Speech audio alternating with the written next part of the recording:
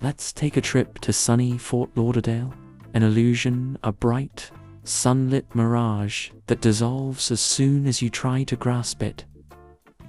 The kind of town where you could get lost without ever leaving the main road, where the rich hid behind tinted windows and high gates, and the poor slipped in and out of shadows, looking for something they'd never find. Fort Lauderdale was once a forgotten outpost of swamps, alligators, and frontier skirmishes. It exploded into the manic land-grab circus of the 1920s, where hustlers, dreamers, and real estate sharks fought over sand dunes that convinced each other were the next Gold Coast. The great Florida land boom was a fever dream that left the city gasping for air long after the hangover hit. The hurricanes came, tore it all down, and then came the drunks, the bootleggers, and the speedboats filled with rum barrels from Bimini. Fort Lauderdale was built on contradictions of sunshine and sin, a mirage of palmland boulevards masking whiskey-soaked brawls and waterfront speakeasies. By the 1960s, it had been anointed the capital of spring break, a giant beach bash with half-naked kids, cops cracking skulls, and the smell of Coppertone mingling with stale beer.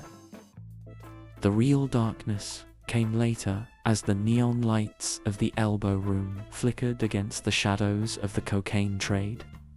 Fort Lauderdale in the 1980s was a bloated, manic version of its former self, caught in a perfect storm of excess. Fat cat developers with greasy palms, drug kingpins with sunburned noses, and slick real estate deals smelled faintly of blood and Colombian powder. The New River ran thick with secrets, and the glittering yachts anchored along Lasso Lass were often nothing more than floating money laundries. Each million-dollar vessel was a testament to greed, power, and casual violence. Even today, the city's contradictions bleed through its shiny facade. Wealthy retirees in Rio Vista sip margaritas, staring across the intracoastal at trailer parks filled with folks one missed paycheck away from ruin. Tourists walk down Lasso Lass, dazzled by art galleries and boutique shops, oblivious to the darker history buried beneath the polished surface.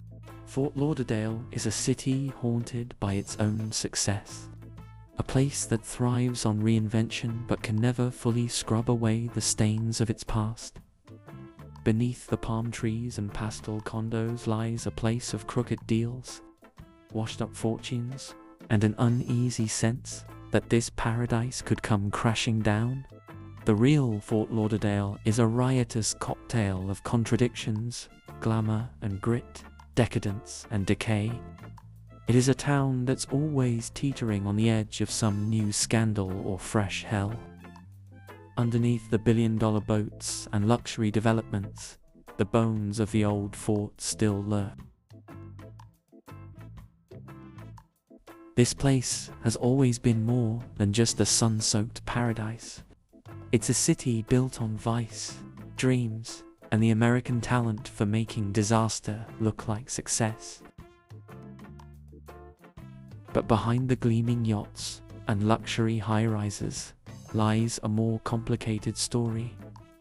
The city has seen its share of scandals, from shady real estate deals and high-profile divorces to accusations of corruption in local government.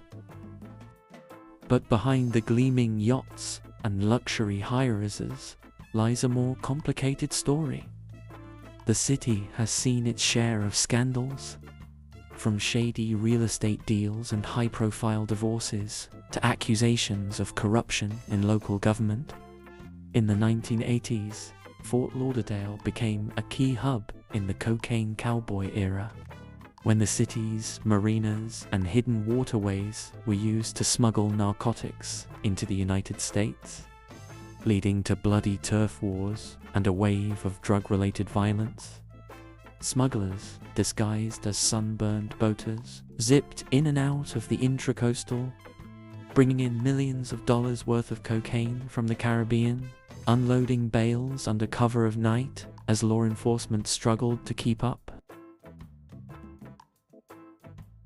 The violence was brutal, spilling out into suburban neighborhoods and high-end nightclubs as rival cartels fought for control, leaving a trail of bodies washed up along the mangroves. Fort Lauderdale's reputation transformed from sleepy beach town to the epicenter of narco-trafficking, where drug lords bought up entire blocks of oceanfront property and held court in waterfront mansions, flaunting their wealth even as drug enforcement agency helicopters roared overhead.